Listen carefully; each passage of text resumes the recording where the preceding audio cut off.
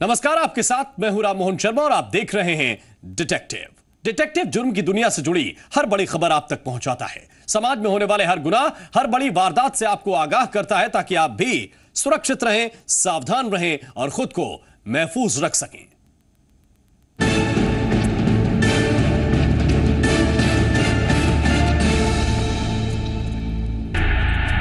एक सच जो हैरान करने वाला है।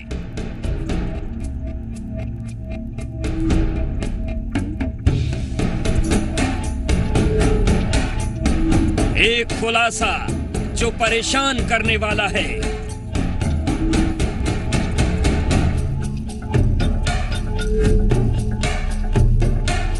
एक हकीकत जो हिला देने वाली है।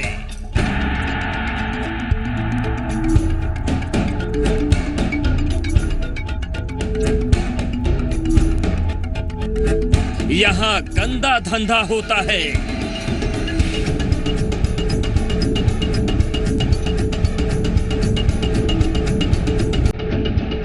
यहां बचपन का सौदा होता है।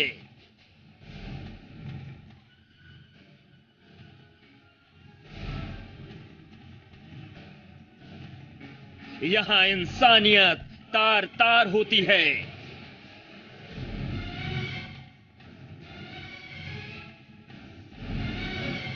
यहां ममता बेजार होती है।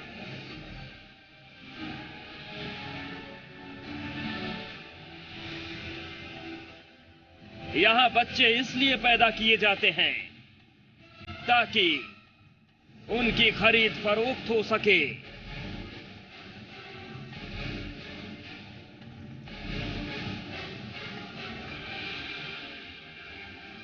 ताकि काली कमाई हो सके।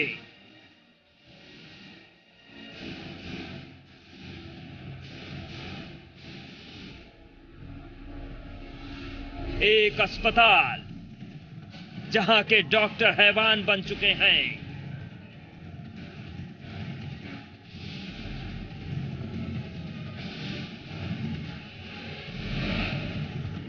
एक ऐसा अस्पताल जहां होता है महापाप। जी हां, यह गंदा धंधा ग्वालियर के पलाश अस्पताल में चल रहा था। अस्पताल का पापी प्रबंधन यहां अनचाहे बच्चों की डिलीवरी करवाता था और फिर इन बच्चों को मोटी रकम लेकर बेच दिया जाता था। इस काले धंधे का खुलासा उस वक्त हुआ जब पुलिस ने अस्पताल पर छापा मारा। यह है ग्वालियर का पापी अस्पताल। यहां पर होता है महापाप। यहां पर होता है गंदा धंधा। यहां पर होता है मासूमों का सौदा। जी हां, ग्वालियर के पलाश अस्पताल में बच्चों की खरीद फरोख्त का घिनौना खेल खेला जा रहा था, लेकिन पुलिस ने इस गंदे धंधे का भांडाफोड़ कर दिया। पुलिस को खुफिया जानकारी मिली थी कि पलाश अस्पताल में गैर कानूनी तरीके से नवजात बच्चों की डिलीवरी करवाई जाती है और फिर इन बच्चों का सौदा किया जाता है। इस खुफिया खबर पर पुलिस ने अस्पताल पर छापा मारा और इसके बाद जो हकीकत सामने आई वो हैरान कर देने वाली है। यह जानकारी एकदम सही थी। हॉस्पिटल में अनचाहे बच्चों की डिलीवरी करवाई जाती थी और फिर नवजात बच्चों को बेच दिया जाता था, उन्हें जिनके पास औलाद नहीं है। पुलिस को पलाश अस्पताल से 2 नवजात बच्चे मिले हैं। इन बच्चों की उम्र 1 महीने से भी कम है। ग्वालियर के मुरार में स्थित यही वो पलाश हॉस्पिटल है जहां अनजान रिश्तों से पैदा नवजात बच्चों का सौदा किया जा रहा था। क्राइम ब्रांच और मुरार पुलिस की कार्रवाई में इस पूरे गोरख धंधे का खुलासा हुआ है कि किस तरीके से जो नवजात बच्चे थे उनका यहां पर सौदा किया जा रहा था। पुलिस ने इस गोरख धंधे को अंजाम देने के आरोप में पलाश अस्पताल के सह प्रबंधक अरुण सिंह भादोरिया को हिरासत में लिया है। पूछताछ में अरुण सिंह ने चौंकाने वाला खुलासा किया। अरुण सिंह ने बताया कि पलाश अस्पताल में गैर कानूनी तरीके से रेप पीड़ितों का या फिर अवैध रिश्तों से होने वाले बच्चों की डिलीवरी करवाई जाती थी। इसके बाद जन्म देने वाली मां बच्चे को इसी अस्पताल में छोड़कर चली जाती थी और फिर अस्पताल प्रबंधन उन बच्चों को 1 लाख रुपए की कीमत पर बेच देता था। जब पूछताछ की गई तो उनसे ये पाया ये बच्चे हमने खरीद फरोख्त के लिए रखे हुए हैं, इनको हम बिक्री करेंगे। आरोपी अरुण सिंह ने यह भी कबूल किया है कि बच्चों को बेचने का ये गंदा धंधा अस्पताल में पिछले 1 साल से चल रहा था। नवजात बच्चियों को 40 से 50 हजार रुपए में बेचा जाता था, जबकि नवजात बच्चों का सौदा 1 लाख रुपए में किया जाता था। किनके बच्चे थे? ये मतलब अलग अलग जगह से एक जने की डिलीवरी हमारे उधर हुई थी और एक दूसरे अस्पताल ये में। बच्चों को बेचने का काम चल रहा था? नहीं, बेचने का काम ऐसा तो नहीं, लेकिन जो भी जिनकी सही बताओ यार, क्यों झूठ बोल रहे हो? इस गोरख धंधे के खुलासे के बाद स्वास्थ्य मंत्री नरोत्तम मिश्रा ने अस्पताल और आरोपियों के खिलाफ सख्त कार्रवाई की बात कही है। हमने इस विषय को बहुत गंभीरता से लिया है। मैंने कहा ना कि मैं दुस्साहस की श्रेणी में मांगता हूं और इस गंभीर कृत्य के लिए हमें जितनी भी कड़ी कार्रवाई हो हम उतनी सख्त कार्रवाई करने पर विचार कर रहे हैं। पुलिस ने पलाश अस्पताल के प्रबंधक तपस गुप्ता को और सह प्रबंधक अरुण सिंह के खिलाफ केस दर्ज कर लिया है। पूछताछ और तफ्तीश के जरिए अब ये पता लगाने की कोशिश की जा रही है कि आखिर अस्पताल में अवैध तरीके से किन किन महिलाओं या लड़कियों की डिलीवरी करवाई गई और अनचाहे बच्चों को कहां-कहां बेचा गया। शरद श्रीवास्तव, जी मीडिया, ग्वालियर। और ग्वालियर के पलाश अस्पताल में होने वाला यह गंदा धंधा बड़े ही शातिराना तरीके से किया जाता था। एक सोची समझी साजिश के तहत गर्भवती महिलाओं पर नजर रखी जाती थी और उन पर भी अस्पताल मैनेजमेंट की नजर रहती थी जो बच्चे को खरीदना चाहते हैं। इस काले खेल के नेटवर्क का खुलासा कैसे हुआ और कैसे यह महापाप होता था, यह भी आपको दिखाते हैं। एक सोची समझी साजिश, बच्चों के सौदे का काला खेल, एक नेटवर्क के तहत हुआ काम। बच्चों के एवज में देते थे रकम। ग्वालियर के पलाश हॉस्पिटल में बच्चों की खरीद फरोख्त का खेल एक सोची समझी साजिश के तहत किया जा रहा था, जिसका खुलासा अस्पताल के कामकाज की प्रणाली और इस काले खेल के नेटवर्क से होता है। अस्पताल का मैनेजर तापस गुप्ता और असिस्टेंट मैनेजर अरुण सिंह भदौरिया के अलावा इस नेटवर्क में एक महिला शामिल थी, लेकिन यह महिला कौन है इसके बारे में किसी को कुछ नहीं पता।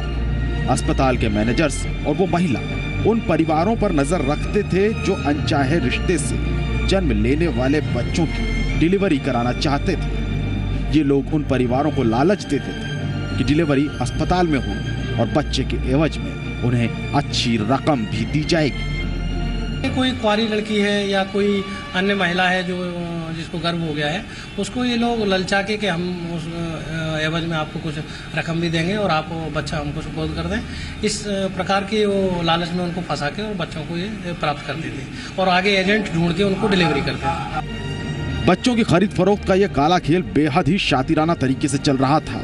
आरोपी बच्चे को जन्म देने वाली महिला के अस्पताल में पहुंचते ही उन लोगों पर नजर रखना शुरू कर देते थे जो बच्चा गोद लेने की इच्छुक है और फिर उनसे संपर्क बनाकर ये बच्चे का सौदा करते थे। बच्ची के एवज में 40 से 50 हजार और लड़के के एवज में 75 हजार से 1 लाख रुपए तक सौदा तय होता था।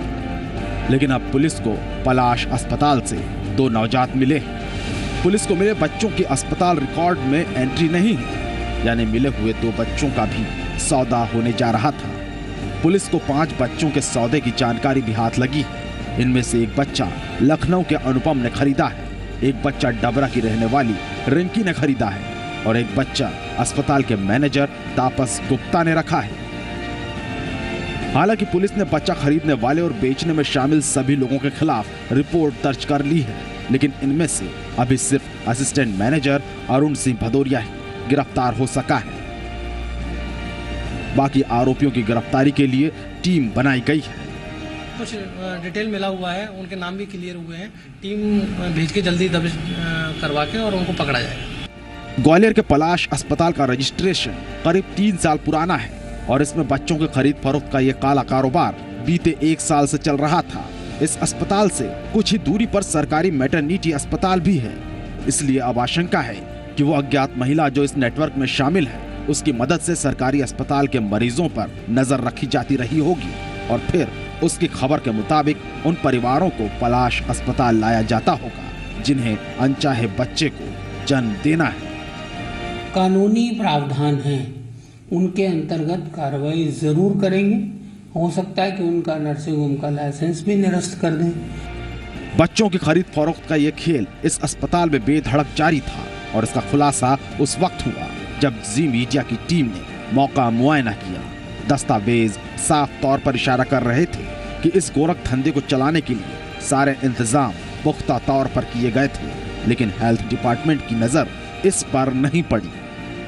5/1/16 यानी इसी साल के 1 जनवरी की ये रसीद हमें इस वक्त दिख रही है और इसमें कई सारे जो पेशेंट हैं उनके जानकारी यहाँ पर दी गई है। इसी तरीके से अगर हम पूरी इस केवल एक ही रसीद को आधार बनाएं तो आप अंदाजा लगा सकते हैं कि इसी साल यानी कि 2016 में यहाँ पर करीब 745 मरीज देखे जा चुके हैं। 18 तारीख में भी मरीज को देखा गया है। लेकिन इस केस में चौंकाने वाली बात यह भी थी कि पलाश अस्पताल में मौजूद लोगों को इस बात का जरा भी अंदाजा नहीं था कि यहाँ बच्चों की खरीद फरोख्त का एक बड़ा खेल चल रहा है। ये हॉस्पिटल तो लगभग 2 साल करीब हो गया है, लेकिन ये बात तो आज पता चला है कि ऐसा है। आप आते को आती थी बाई बैग टांग टांग के ले के आती थी। ऐसा तो कुछ देखने को नहीं मिला, लेकिन 4-5 इधर सरकारी अस्पताल से लेडीजें वगैरह आती हैं, वो मतलब अंदर जाते थे। इस केस में खुलासा एक और है और वो ये कि 6 महीने पहले सरकारी मैटरनिटी अस्पताल की एक आशा कार्यकर्ता को सीएमएचओ ने नौकरी से बर्खास्त कर दिया था। यह आशा कार्यकर्ता सरकारी अस्पताल के केस को जानबूझकर पलाश अस्पताल लेकर गई थी, लेकिन उस वक्त इस तरह के गोरख धंधे पर किसी का ध्यान नहीं गया था। लेकिन अब परत दर परत इस खेल का पर्दाफाश हो रहा है और माना जा रहा है कि वो आशा कार्यकर्ता भी इस नेटवर्क में शामिल है। खैर, अब स्वास्थ्य विभाग अस्पताल का रजिस्ट्रेशन रद्द करने की कार्रवाई कर रहा है। साथ ही पूरा लेखा जोखा भी निकाला जा रहा है ताकि उन घरों की तस्दीक हो सके जिनके बच्चे खरीदे गए हैं या जिन्होंने बच्चों को खरीदा है। शरद श्रीवास्तव, जी मीडिया, ग्वालियर।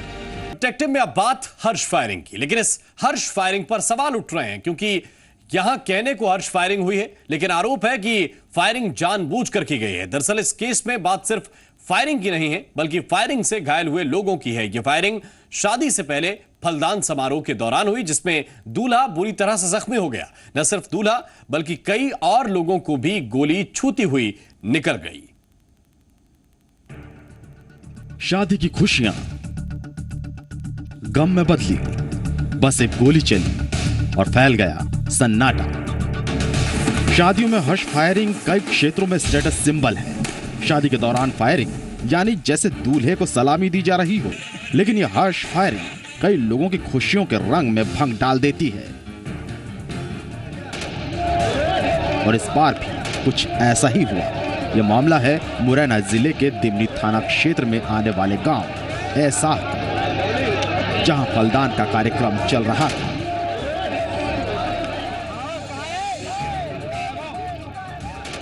बस एक हर्ष फायरिंग और फैल गया सन्नाटा। ऐसा गांव में यह मौका खुशी का था। सब उत्साह में थे, फलदान कार्यक्रम चल रहा था, लेकिन अचानक एक गोली छूटी जो 4 लोगों से टकराती हुई सीधे दूल्हे को जा लगी।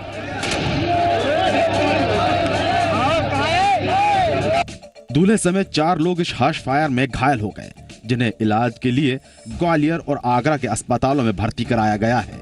लेकिन दूल्हे की हालत नाजुक है। आरोपी भी मौके से फरार हो गया, जिसकी तलाश शुरू कर दी गई है। दरअसल ऐसा गांव में ब्रिज किशोर तोमर के बेटे की शादी है। ब्रिज किशोर के बेटे डोलवी तोमर का फलदान कार्यक्रम चल रहा था। इस कार्यक्रम में समाज और आसपास के सभी लोग जुटे थे और कुछ लोग इस समारोह के दौरान फायरिंग कर रहे थे, लेकिन अचानक एक बंदूक से गोली छूटी और कई लोगों से टकराती गोली दूल्हे को जा लगी। दूल्हा जगह पर बैठे बैठे ही गिर गया और खुशी के माहौल का उत्साह सन्नाटे में तब्दील हो गया। कुछ और लोग भी इस गोली की जद में आए, वो भी घायल हो गए, जिन्हें मुरैना जिला अस्पताल से ग्वालियर और आगरा रेफर कर दिया गया।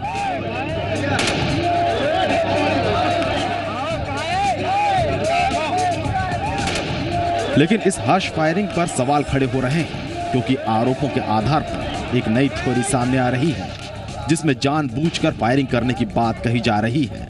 क्योंकि दूल्हे के चचेरे भाई रिंकू तोमर ने अंबाह कस्बे के श्यामू वर्मा ज्वेलर्स से कुछ जेवरात बनवाए थे। रिंकू तोमर के मुताबिक उन जेवरों में मिलावट की गई थी, इसलिए रिंकू तोमर ने ज्वेलर्स को पूरे पैसे नहीं दिए थे। इस बात को लेकर ज्वेलर्स और रिंकू के बीच विवाद भी हो गया था। श्यामू वर्मा भी अपने साथियों के साथ फलदान कार्यक्रम में पहुंचा और उसने रिंकू को जान से मारने की नीयत से फायर कर दिया। इसलिए पुलिस हरकत में आई और पीड़ित पक्ष के बयान के आधार पर श्यामू वर्मा के खिलाफ कत्ल की कोशिश का मामला दर्ज कर लिया। वहाँ श्यामू वर्मा जी राइफल लिए दुनाली खड़े हुए थे। जैसे ही प्रोग्राम चालू हुआ उन्होंने सीधा फायर हमारे ऊपर छोड़ दिया। यानी पुलिस की तफ्तीश अब उस थ्योरी पर है जो बयान में दर्ज है, मतलब यह हर्ष फायरिंग का केस नहीं है। इसलिए पुलिस ने आरोपी की गिरफ्तारी के लिए एक टीम बना दी है, लेकिन आरोपी पुलिस की गिरफ्त से अभी दूर है। अंबा का श्याम सोनी है, उसने पुरानी रंजिश पर रिंकू तोमर के ऊपर जान से मारने की नीयत से गोली चलाई है, जिसको रिंकू तोमर और 3 अन्य लोग भी घायल हुए हैं। जिसका फलदान था डब्बी, उसको भी गोली लगी है, वो भी घायल है। इसमें अपराध कायम किया गया है 3/7 का, विवेचना चल रही है इसकी। ये दीगर बात है कि जो गोली दूल्हे को लगी उससे 4 लोग घायल हुए, वो जानबूझकर चलाई गई थी। लेकिन तस्वीरें यहाँ होने वाले हर्ष फायर की गवाह हैं, पर पुलिस ने अब तक सिर्फ उस शख्स के खिलाफ केस दर्ज किया है जिसे पीड़ित पक्ष ने आरोपी बनाया है। हर्ष फायरिंग करने वालों पर कोई केस दर्ज नहीं है। शैलेंद्र भदौरिया, जी मीडिया, मुरैना। और भिंड के सिटी कोतवाली थाना क्षेत्र की एक धर्मशाला में 6 साल की मासूम के साथ रेप के मामले में कोर्ट ने फैसला सुना दिया है। फास्ट ट्रैक कोर्ट ने आरोपी को 10 साल की सजा और 70,000 रुपए जुर्माने का फैसला सुनाया। कोर्ट ने यह फैसला महज 38 दिनों के अंदर दिया है।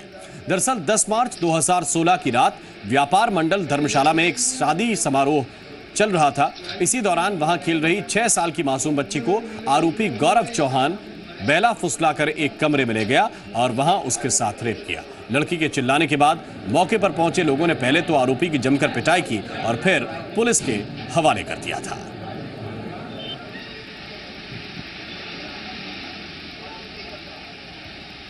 आरोपी को धारा 363A में 5 वर्ष की कठोर कारावास और 20,000 रुपए का दंड से तथा 5M6 पोस्को एक्ट में 10 वर्ष की कठोर कारावास और 50,000 रुपए का दंड से दंडित किया और पीड़ित को 70,000 रुपए अर्थदंड की राशि देते हुए और उससे अतिरिक्त उसके राहत पुनर्वास के लिए जिला विधि सेवा प्राधिकरण को अनुशंसा पेश की। 18 मार्च को ही चालान इसमें पेश कर दिया गया और आज करेक्ट 1 महीने बाद 18 अप्रैल को इसमें 10 वर्ष की कारावास और 50,000 रुपए का अर्थदंड की सजा आरोपी को सुनाई गई है। आरोपी इसमें गौरव चौहान एक लड़का है 21 साल का, उसके द्वारा एक घटना घटित की गई थी। उसने जो बच्ची है उसको अकेले पाकर इस प्रकार की कृत्य करने का जुर्म किया था। और इसी के साथ डिटेक्टिव में बस इतना ही। नमस्कार।